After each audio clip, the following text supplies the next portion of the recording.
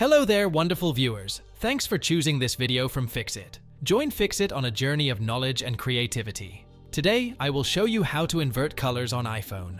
Remember to subscribe and click the bell icon so you don't miss any Fixit magic. Let's get started. Now let's say you're only talking about dark mode currently. You can see I'm on light mode. If you want to turn on dark mode, you can just go to the control center and tap on dark mode in order to only turn on dark mode. But this is not really inverting colors. This is only turning on dark mode. Let's say you want to invert every color on your iPhone. It's actually quite simple to do that. Also, you want to simply go to Settings app, then Accessibility,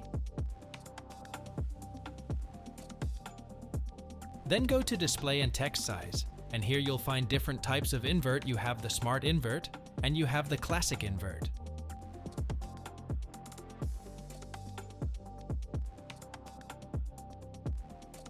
The Classic Invert reverses the colors of the display.